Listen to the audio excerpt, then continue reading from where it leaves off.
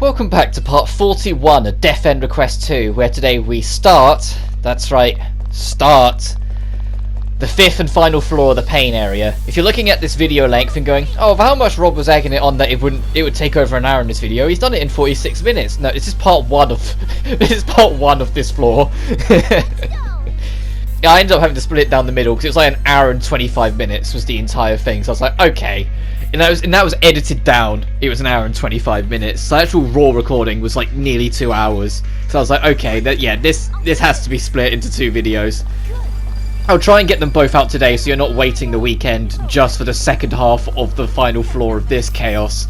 But yeah, we've still got it to go. And the biggest thing that drags it out is you see that giant hornet man enemy in the middle of this? That's like right in the middle of all that. Not only does it have annoyingly high defense, not only does it have annoyingly high health, it, whenever it fucking wants, can fully heal itself.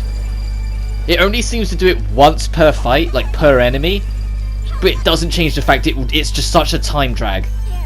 But there's another enemy in here that you're going to be able to, I'm going to be bringing special mention to as well, who thankfully only pops up in the earlier part of this floor, but not the later ones, because if it pulled in the later ones it would be a nightmare. There's an enemy that has insanely high speed.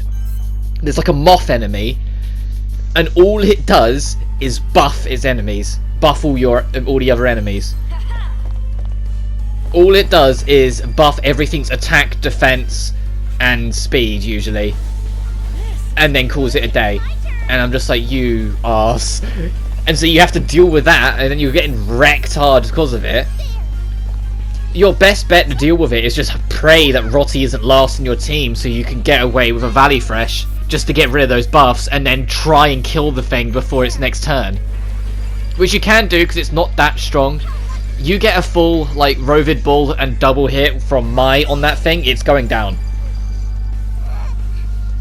Which is why I try and have some mine usually goes last. Just so then like I don't have to worry about it. I can buff everyone. And then Mai, with her insane power ability, will just wreck at the end.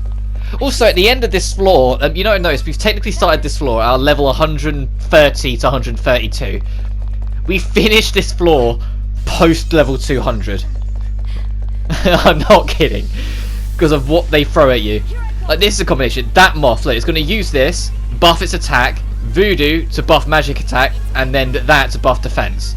So now I'm like, okay, great. And you see, I debate it for a minute, but I'm like, well, I'm only going to use Valley Fresh as Rotty, so I'd rather just save the SP, get her to Valley Fresh and then buff her magic for next turn, and then have Mai try and rip out as much damage as possible to make sure that moth can't go again.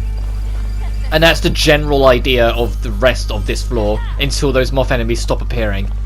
Which is around the save point it stops showing up.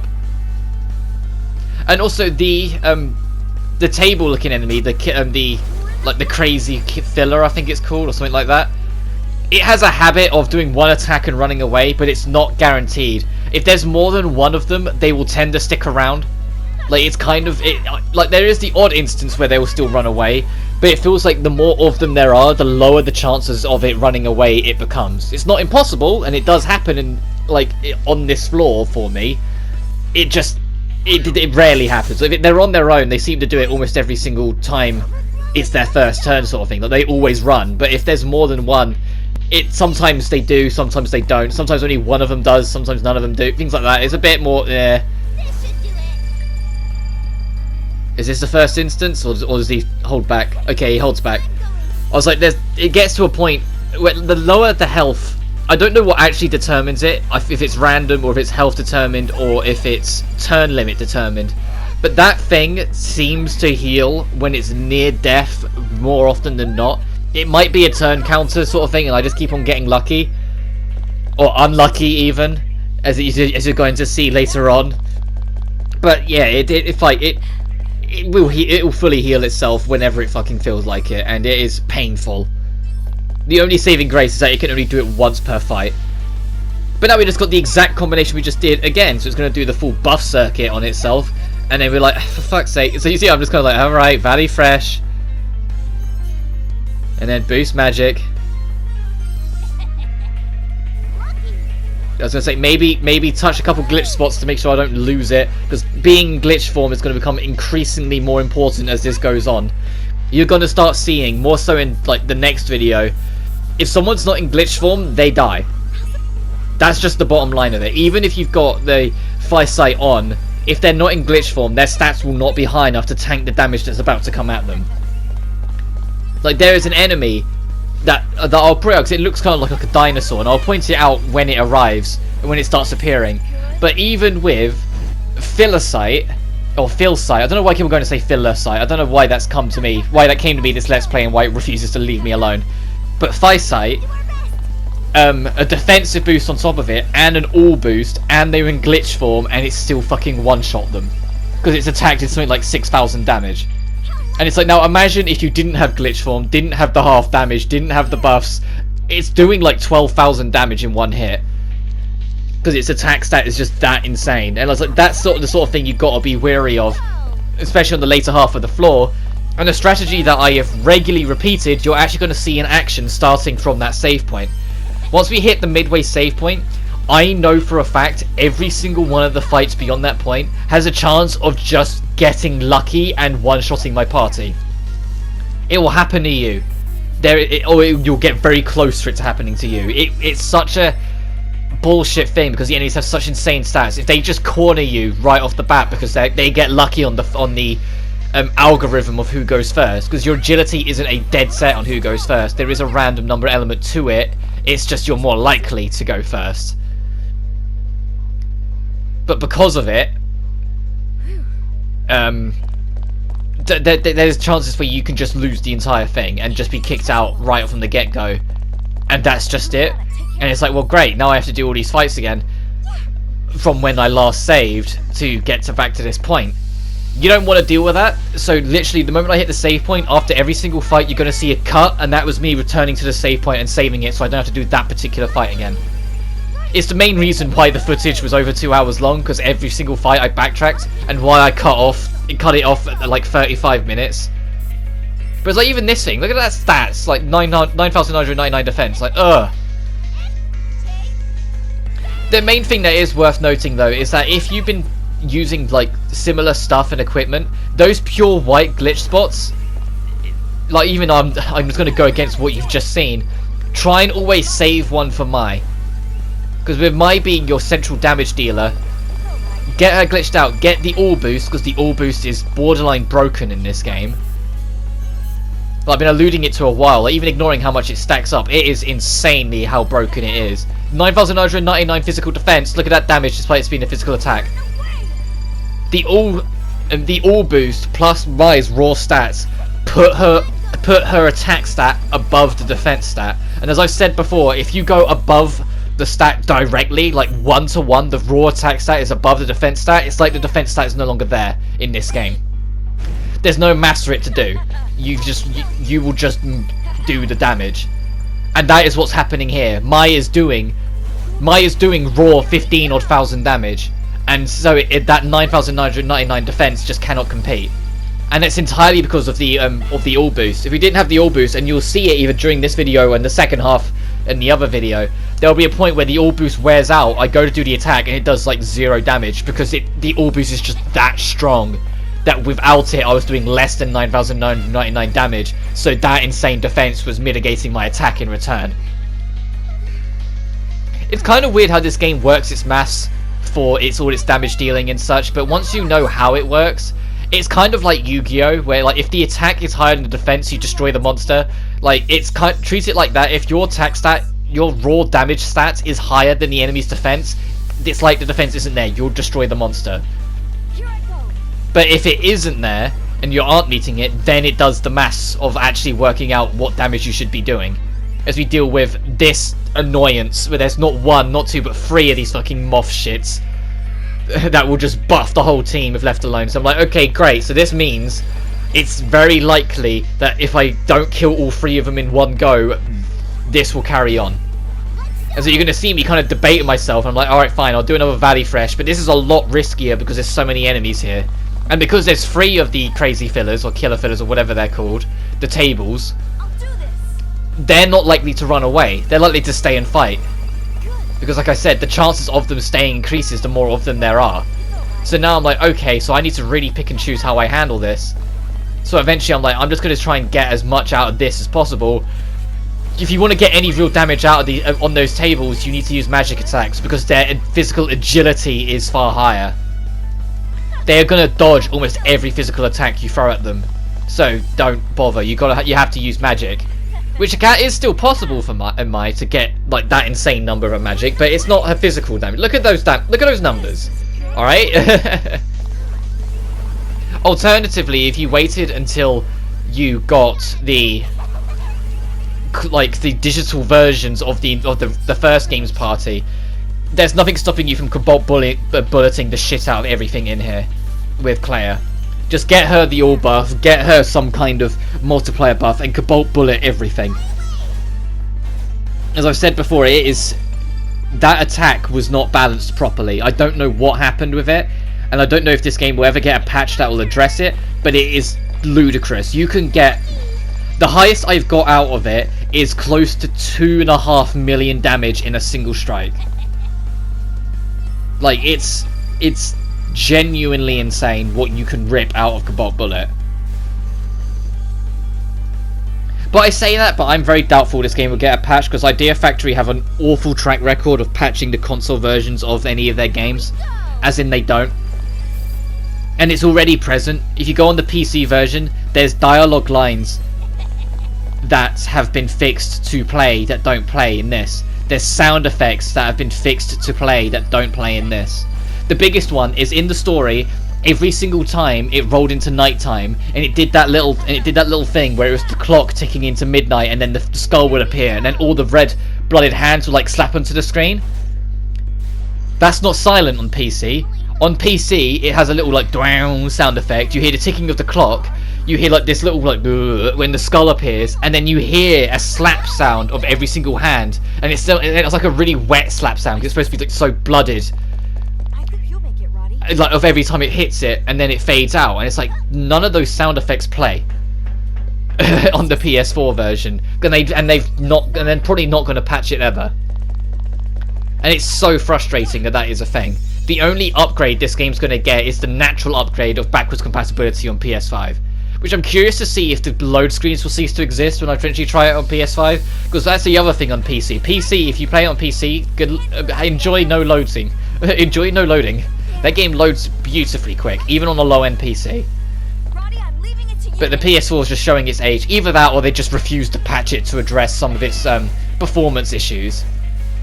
Because the other thing is that this game, bafflingly, has its main menu screen running at 60 frames, but absolutely nothing else.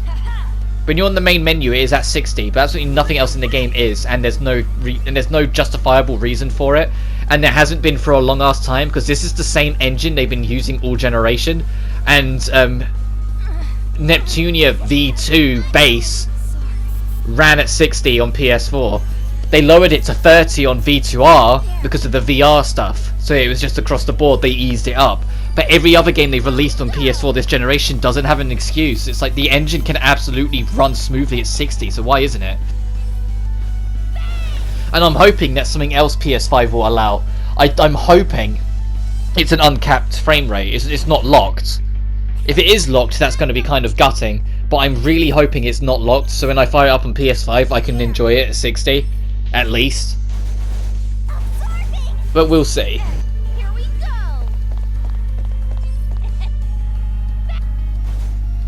My turn. And I just hope with Death End 3 that they do make that run at 60 and, you know, give it the extra love it needs, because it's so frustrating that this series, like, it is finally starting to get some ground. Like, I'm seeing not many more, but more people talk about it. More people are like, oh no, this trilogy actually has ground.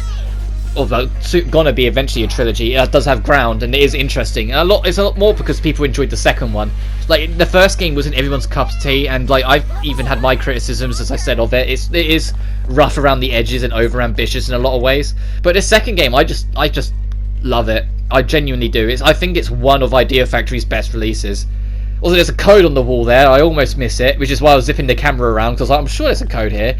It's 79993, so it's easy enough to remember. The other two codes to jump ahead, because there are 3 codes in here, is 97641 and 43469. The number matched. There we are. Something's here. And I'm optimistic that when it comes out, when the third game comes out, like, it does get what I feel it deserves. It does get that spike in popularity that it definitely deserves. Like, even with all my little niche things that I would like, whether it be like what playable cast I'd like to see, or how I'd like to see them handle the future of my and Rotti's relationship, and things like that. Like, even if I just want it to do good. I just want it to take off, because it deserves to. It really does. I know it will never be on the same scale as Neptunia, but Neptunia always had the luxury of how many things it references. It's born and bred of the video game industry, the video game. Of course it was eventually going to take off. Even if it was a bit slow and it took a while to get there, it's a very recognised brand in the anime world and in the video game space. Especially if you're a JRPG fan, because they're all fine JRPGs. Yeah, the original Nep 1 is extremely dated now, but that's why you've got a million ports and remasters of it. With another one coming out on PS5 in the form of Neptunia Reverse. Which I'll probably cover on the channel eventually, because back when I recovered Nep 4, I said I would love to cover 1, 2 and 3 eventually, and so it's a perfect excuse too to play the newest remaster of the first game. I'm just annoyed that they're doing yet another remaster of the first game instead of making a 5th title. Like, 'cause a few people felt like I just didn't want the 5th game, like the remaster of the first game. I was like, that wasn't the point. I was just annoyed that that was the path they decided to take, instead of working on a 5th game whilst the iron's hot. Because the 4th game did well. The 4th game really felt like the start of trying to push to make it go mainstream. Yeah, it's not likely to ever go mainstream, in the same vein as, say, like Persona managed to with P5. But it did do loads to get it more in the public eye, because it was a fundamentally brilliant JRPG with an interesting story and a lot of really good humour that just pulled it all together. And if they could just commit to it and like really give it their all in a 5th mainline game, they could run for the hills with it. They could absolutely take it. There's that fucking super heel. Like, you see me just kind of look at it like, oh, here we go. But they can do so much with it, and they just haven't. What have we got since the 4th game? Cyber Dimension, which is alright, but was very undercooked. Neptunia V2R, although the kind of definitive edition drastically changed the gameplay formula so it wasn't for everyone, and added VR stuff. Oh, and a few extra music tracks. Neat. And then what? Super Nep. Hate to break it to you, Super Nep's not great. Super Nep was extremely underwhelming for me. I just didn't like it. Oh, and then Neptunia Shooter.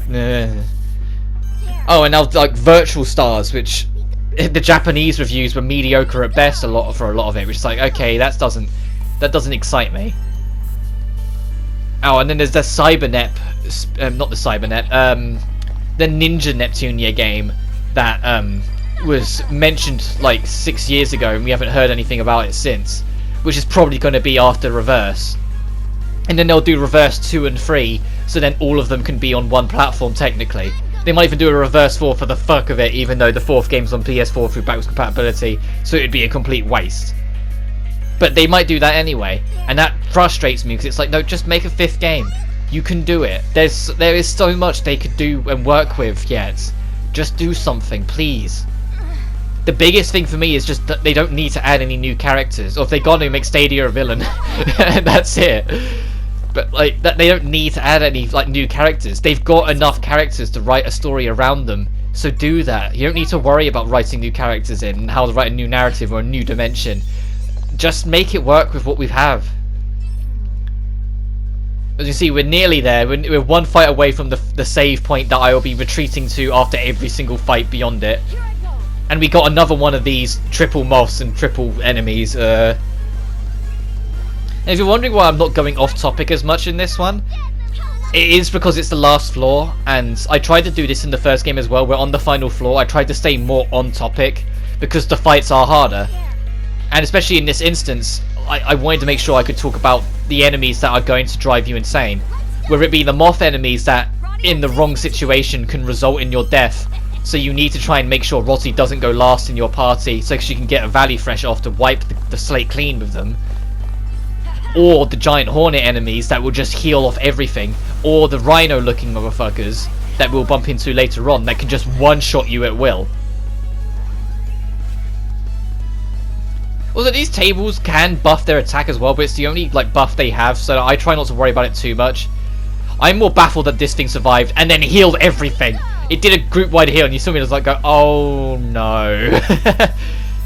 I didn't know at that point the moths could also heal. They're not as strong as some of the other heals that the enemies have, but the fact that they can heal full stop is like, okay, this guy needs to die. Which thankfully he does, as an extension of me attacking the tables. Chaos Filler, that's what they're called. That's what I was looking for. I was like, I'm sure I'd like check them at some point. But then after Death End 3, when that eventually comes out, it's gonna be like, it's gonna be weird. I'm gonna be honest. Like, Death End 1 and 2 have ended up making my channel in a lot of ways I wasn't expecting when I first went to do them. Well, I went into Death End 1 as a game I enjoyed it, but I had criticisms of it, and I wanted to shed those criticisms. And the main reason why I covered it then is because I didn't want to go straight to Dragonstar, because Dragonstar was too fresh at the time. And if you've been with me a while, you know I don't like to play things that are brand spanking new without exceptions. Like, I know I've made 2 exceptions this year, that being SpongeBob and Death End 2. But my reasonings for both of them were sound. That SpongeBob, I've played the original version of it for like most of my life. I've had it since 2003, so I knew at the back of my hand, remastered version or not. And Death End 2 is that the game I was going to cover next, is getting DLC, so I was like, I put it on the back burner, and I was like, well, I'm loving Death End 2, might as well do another playthrough of that. But both of these projects have both kind of ended up making my YouTube. Like, they get the most attention, they get the most views. And I appreciate it, I love it so much for it, but it's just kind of, it's going to be weird to see it go when that third game eventually comes out and I go through it. Because I'm pretty certain they're going to make it a trilogy and then wrap it up then. They're not going to drag it out and make 4th and 5th. I'd be happy if they did, as long as the story's still good, and they don't, like, fuck around with established things. Like as I've said before, the biggest thing I don't want them to do with a third game is fuck with Mai and Rotti's relationship. I'd much rather there be a dark story with fucking those dragons. I'll talk about that thing in a minute. I want to finish my point, but that dragon is another enemy that really sucks about this place. But I wouldn't mind if they do it, but the biggest thing I don't want them to touch is Rotti and Mai's relationship. I want them to still be dark, like it's gonna be, and have them be drama and the things they have to overcome. But I want them to overcome it together. Because first of all, it would just be different from how the first 2 games is. Having a pair who are actually, you know, a couple have to work together in these horrific situations. And I just feel like it's the natural way their friendship would go. Like, there's no... Like if they tried to make a drama out of it or something, they'd argue, so there's like contention with their relationship sort of thing for the sake of drama. I don't think it would work because the way their characters are written don't justify it. Like, it wouldn't make sense for them to then make that kind of drama on their character to do that. Like, I think it would feel too obvious that they're doing it for the sake of drama.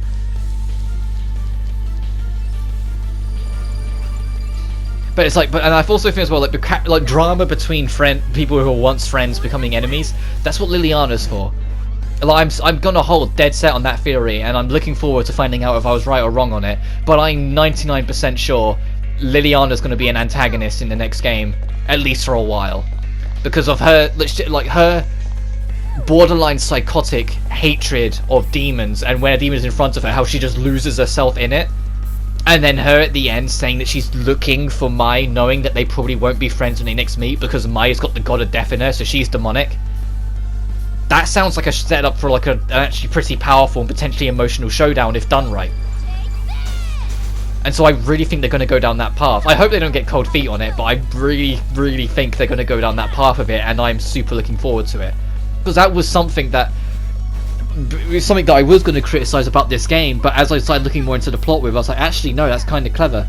And it is the fact that Liliana is left out of a lot of things in this game, and it's because her story and what's going to kick off is absolutely being set up for the next one. I think this was like mostly Mai and Rotti's story, with glimmers of other characters coming in and pieces of development. Liliana got a piece of an arc, but she didn't learn anything from it.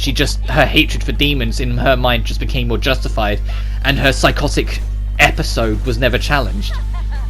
And so that getting challenged in the next game makes sense. But anyway, I want to talk about this dragon enemy. This dragon, sometimes it breaks the mold and does something different, but usually it will attempt to use a heal as soon as the fight starts, and will keep on trying it until it succeeds. I don't know what the success rate is. I want to say it's somewhere between 5 and 10%, but if it gets it, it will heal every single enemy for about 90% of their health each. Which is evil. It basically undoes the entire fight, making you have to do it again for free. But it has a low chance, so you can kill the thing before it gets lucky, you're fine. Once it gets its heal off once, it will then switch to attacking, and it does have some decently powerful attacks, but it's nothing you can't handle at this point. The main threat is the fact that it can just undo all your progress. So it's like either try and push to kill it, or try and tease out its heal by like only attacking it a little bit, so you're not just wasting damage numbers on other enemies. But just You did well, Liliana. also, this was a unique dialogue. Oh, a save point. Like, I hadn't got that one on any of my playthroughs yet. Like I just, it's like just them, both of them going, "You did well, you did well." Okay, I was like, I don't recall hearing that one. Maybe I did hear it at some point during the Let's Play, but I just didn't recall it, so I sat on it for a minute. There's another one later on as well, which I'm like more certain I haven't heard of before, where it's all three of them saying the same thing to each other, just saying, "You two did good." Rossi goes, "Yeah, you two both," and then Liliana goes, "Yeah, you two both," and I'm like, what? And that's another thing. I hope they do more unique dialogue in the next game. I want more situational ones as well. Like, I like that they make an effort for it. Like, there's unique ones for bosses, and if everyone's low health, or at least one member is super low health, they have one of them like showing more struggle and pain. Also, I think this is one of, if not the last time you have to deal with these moth guys. I might be wrong, because I recorded this like straight after I did the voice recording for part 3 of the pain area, so it was a couple days ago, so I might be misremembering, but I think this is the last one. And hopefully those rhino ghosts are going to show up soon, so I can talk about them again and remind you of what I'm talking about, so when you're following on, you know what to look out for and how they can one-shot your party even with maxed out defense. Here I go. But yeah, I'm running out of things to talk about here. I've become so invested in this series, and I can't wait to see where it goes. And it is one of those things, if they end up extending it beyond a trilogy, I'm fine with that as long as the story's still good. But at least for me, it feels like they're committed to making this a trilogy right now, and maybe it'll just get references later on. Because that's another thing, because it's Mary Skelter is doing it as well. The third game is called Mary Skelter Final, and it's going to wrap up the trilogy, and then they're just going to be done with it.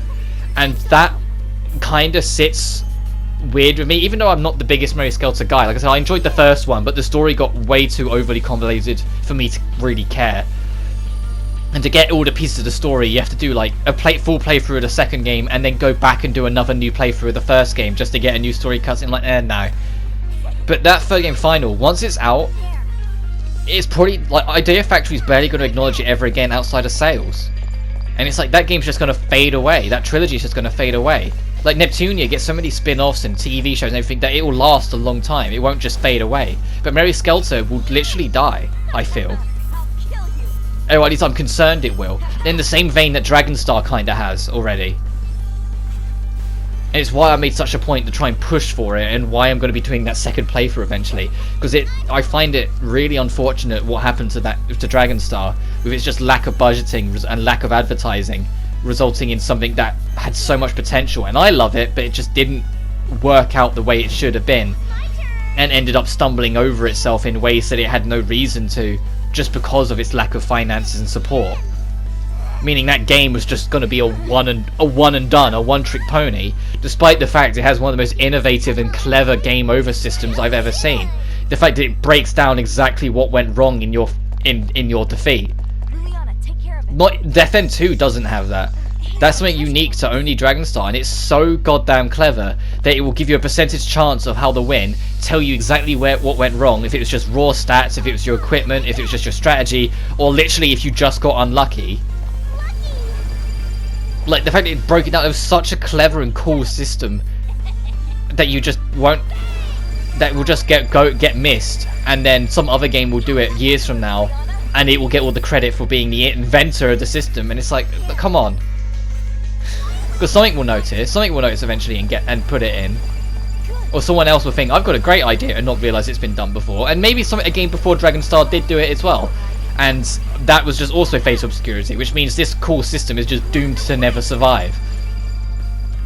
But it's just so much about that game was so brilliant and so cool, and it's just never going to get the light of day, and it's probably never going to get acknowledged again because of how because it just didn't do as well as they hoped, and it wasn't the breakthrough hit it should have been. I'll always be in its corner, but it's just a shame. We're not going to. I'd be very, very surprised if we ever get a Dragonstar 2. I hope we do. I really, really, really hope we do. But I don't think it's happening. But the only thing I'd want from a Dragonstar 2 is it to be budgeted. Like I've said before about how, like, if they did a Dragonstar 2, I'd want it to be based on the same cast, maybe a few years later, and have the playable cast be those 3 kids, and just go from there and something, and have the old cast just come in to help out when things get serious or something. But even then, I'm like, if they just made a brand new world, brand new characters, but it was still the Dragonstar formula and template, I'd be happy. If they pulled a Final Fantasy and did something like that, I'd be fine. Just as long as the brand gets more recognition. But who knows? I'm just wishful thinking. Wishful thinking on something I don't think will ever happen. But I say that, Death End 2 is only just released. Like, the Japanese team, their focus right now is going to be Reverse, Data Live, Ren Dystopia, which I think just came out in Japan, so maybe they're done with that, and Mary Skelter Final. So it'll probably be after all of them are definitely out that we might start hearing glimmers of where they're going next. But I think it'll be like main team. Maybe they're still working on a 5th mainline game. Maybe there'll be main team working on that. But Death End 3 is a certainty. Like, I am so confident that is happening because of this, all the setups and teasers are doing. Like, they've built it to be a trilogy, and this game did well. So it's like, okay, that's definitely happening. And I'd love it to be Dragonstar 2, but I don't think that's happening. Probably a new Fairy Fencer, because it's been a while. Which I need to actually try that series out. I've never played any of the games in that series. I don't know how good they are, but I know they like remade the game on PS4, so I might pick that up at some point and try it out. Won't be anytime soon though. It'll probably be after Christmas at this rate, because I'm going to be so busy with other stuff. And anytime I've got free time, I'm either writing, as I've mentioned before, I'm writing books, or I'm playing Genshin. I'm usually like doing my daily grind on Genshin, which, even though it's got its problems, I still enjoy it, so I don't mind. I'm annoyed that I still haven't got Keqing, Mona, Diluc, or Ningguang. Like, they're the 4 that, like, when I started and started looking into it and seeing what characters could do and messing around it, it's like, okay, this is the main team I want. That's the team I want. I haven't got any of them. And I'm like, come on! I've got literally every single other character other than Venti, because I just didn't care for his character. I know he's super strong, but I just didn't care for him, so I didn't bother with his event. I've got Klee, I've got fucking Child, but the actual 4 I want, I don't have. I'm like, oh! I have Jean, I have Chi-Chi, I have every single other character except those 4, and they're the 4 I want. I'm like, come on. Like, I know, like, I wasn't expecting to get Keqing, Mona, or Diluc anytime soon, because they're all 5 stars, and the rates of getting them is painfully low. And I'm not the sort of person to really spend money. I'd never be a whale, quote-unquote, type person. But the fact that I've got this far, and I haven't got them, like, they're the only 5 stars I'm missing. And Ningguang, like, come on, she's a 4-star character. Like, she has the same odds as everyone else. Why have I got fucking Bennett 6 times, but not Ningguang once?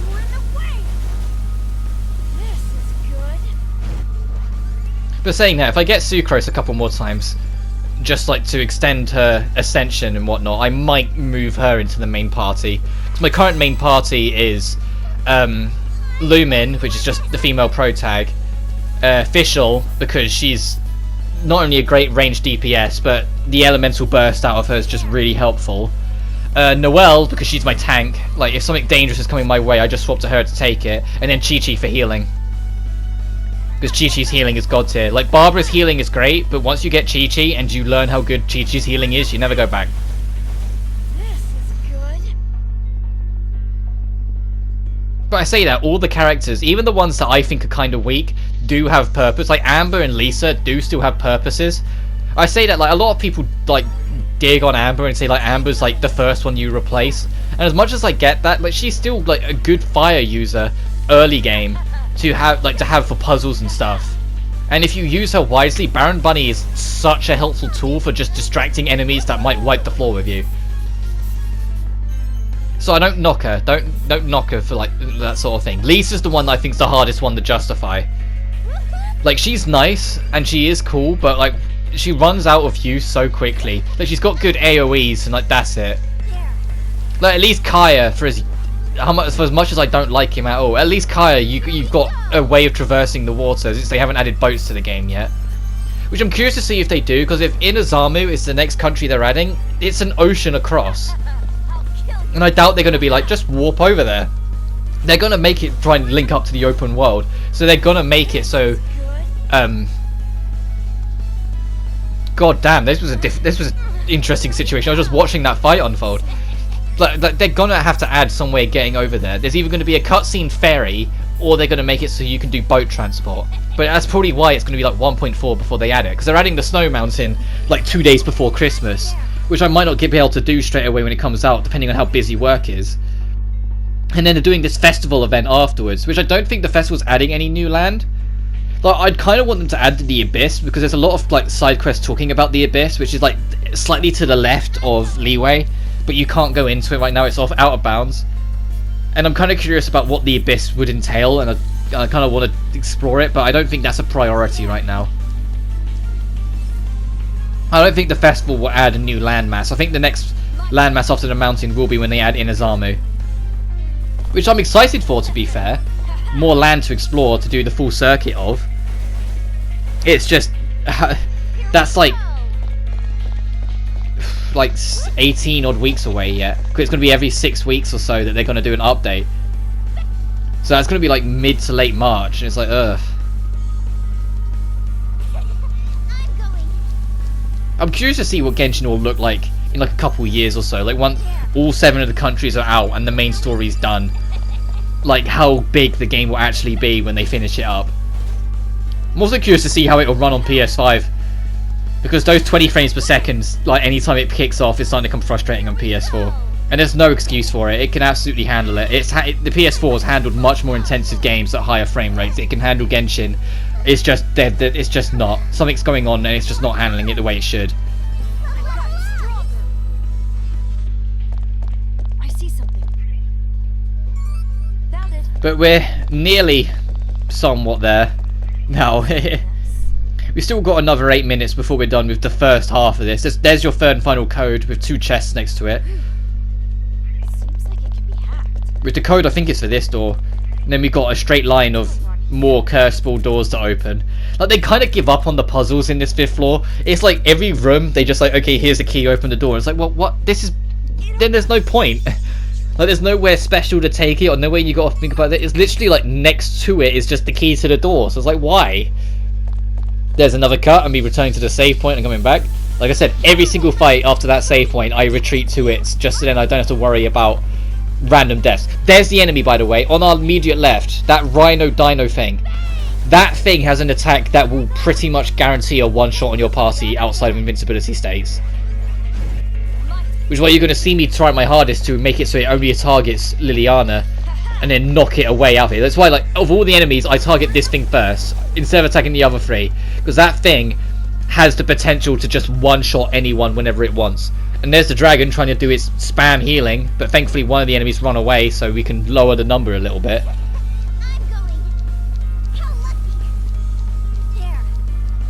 But you see, like, I'm just going to have Liliana stand in the middle of everything and try and just make it so it prioritizes her. Because if that thing prioritizes anyone else, we're in trouble.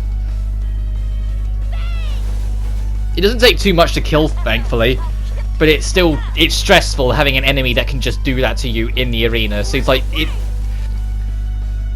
can be quite anxiety inducing. The dragon is too, with its like constant attempts to heal the whole party. It's why sometimes it looks like it's just standing around doing fuck all. It's because it's constantly trying to get that heal off. You know, the heal that the giant wasp thing just did to itself, because of course it did. You're going to see in the footage as well, more so in the second half of this floor, me progressively get more and more frustrated at the enemies healing themselves. Look at how close that thing is to death and it's still spamming its attempt to heal. Like, if it got it now, that would be evil. But you see, like, there's nothing that annoys me more than enemies that can just heal whenever they want and can heal full health, and they're long fights anyway. So eventually I'm like, actually, this thing hasn't healed yet, I should just try and kill it now so it doesn't get to. But yeah, it's okay, it's nearly dead.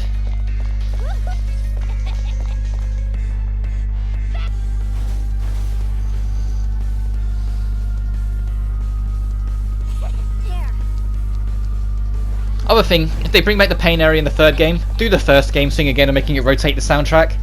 Please.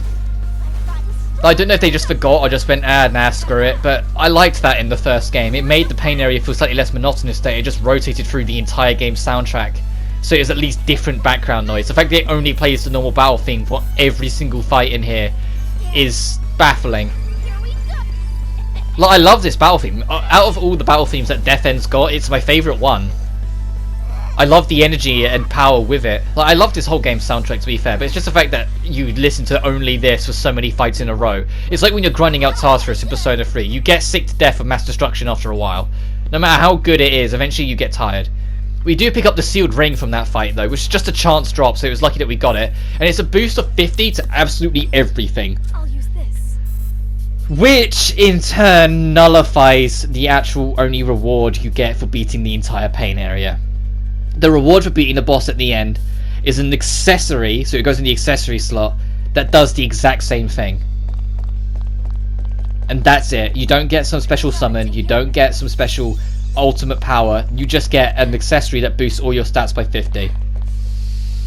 And the fact that an enemy will just drop it, but it will go into a more convenient slot, because accessories, no, you're going to have some really powerful accessories that are going to be more helpful than a boost to 50 of everything.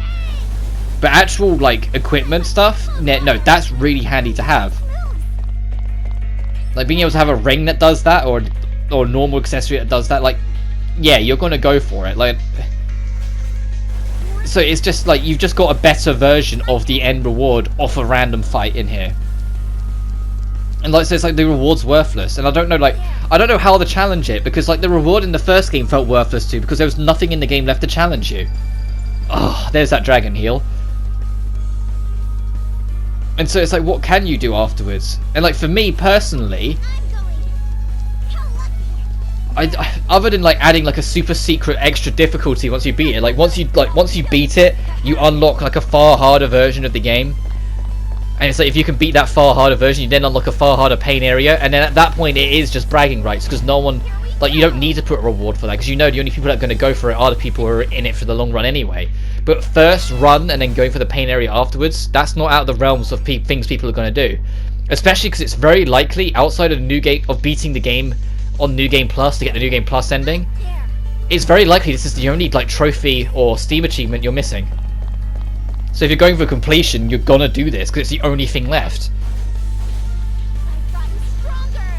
And maybe missing one or two death ends if you haven't been like trying to go for them. Like, you might miss the one in the church, but to be honest, it's really not likely.